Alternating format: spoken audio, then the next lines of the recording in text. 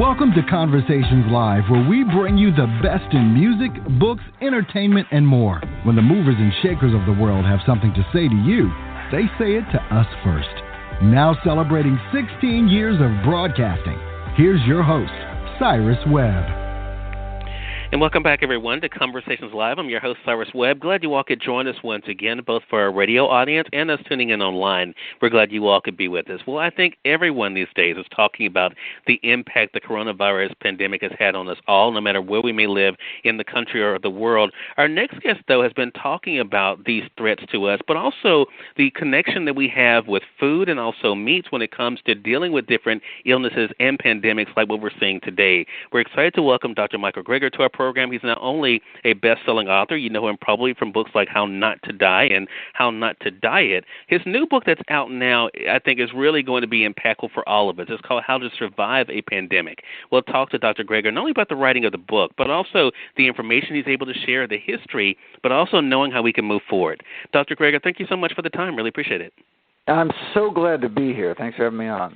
Well, the pleasure's definitely all mine. The book, like I said, is literally out today, already an Amazon bestseller, which is not surprising, I think, to anybody because this is a topic that everyone is trying to get as much information as they can on. You spent a good bit of this book, though, in the beginning, Dr. Greger, talking about the history, right, and letting us understand how these things do happen. What has it been like for you to see the way that people have been impacted by what you've been sharing about how things like the coronavirus began? Yeah, it's important to understand where these viruses are emerging from in the first place.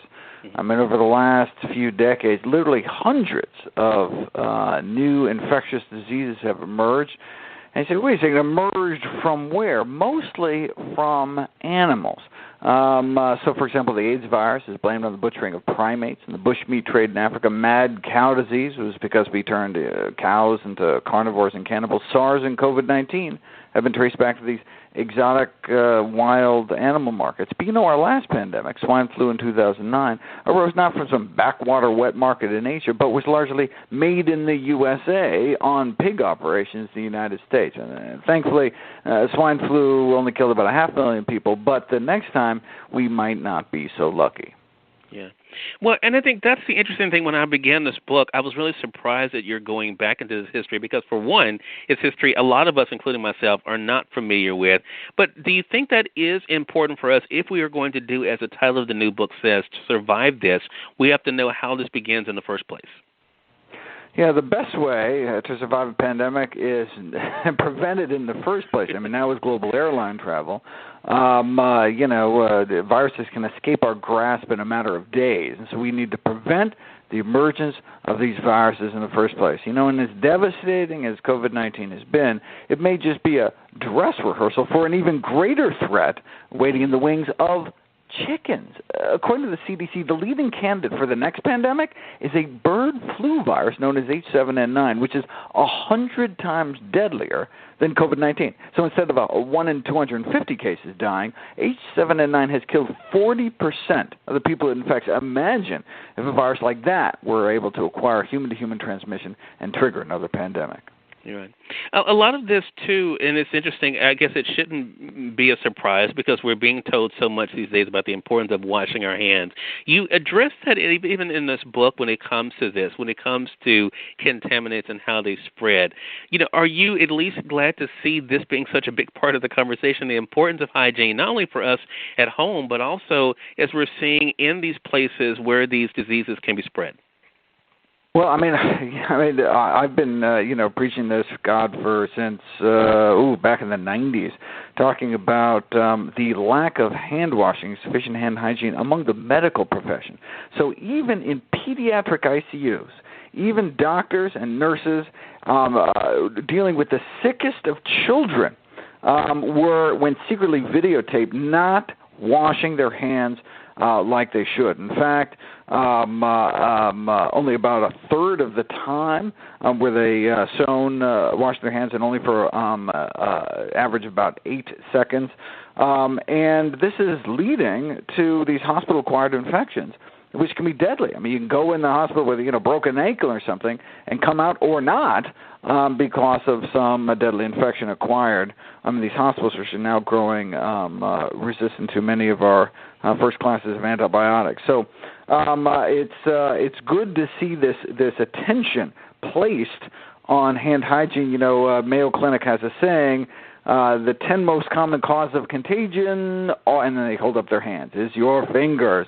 And so it's great that, so I think one silver lining of this pandemic is that people are going to pay better attention to washing their hands, which should reduce the number of cases of food poisoning, illnesses that affect tens of millions of people every year.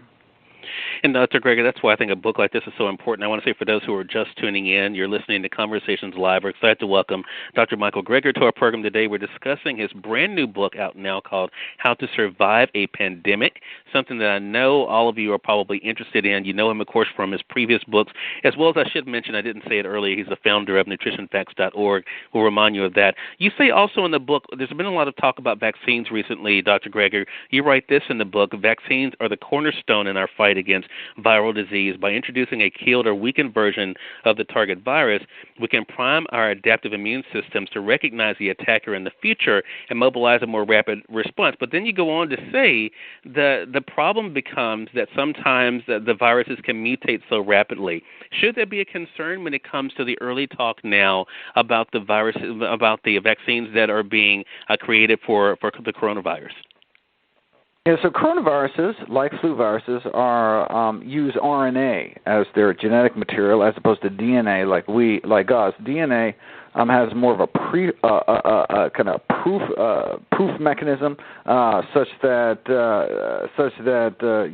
there are fewer mutations. But RNA viruses have more mutations. They don't have this proofreading capacity, and so there's more mutations, which allows them to adapt to their host and even jump species from one host to another. In this case, from bats through some intermediate species to human beings, that's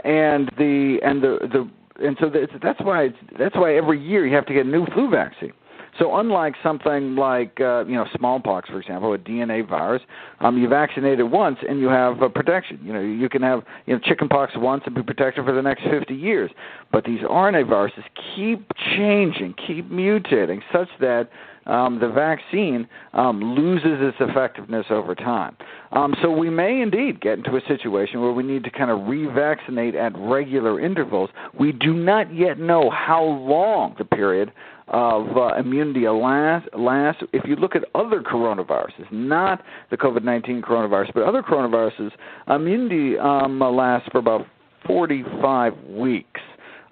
So not like the 50 years you'd get from chickenpox or something, but it's certainly long enough to be able to stamp down this virus and allow us to improve our vaccine production capacity to get billions out there to develop the kind of fire breaks we need with enough immune individuals that we can break these chains of transmission, stop this exponential spread of this virus, and hopefully close the lid on it forever.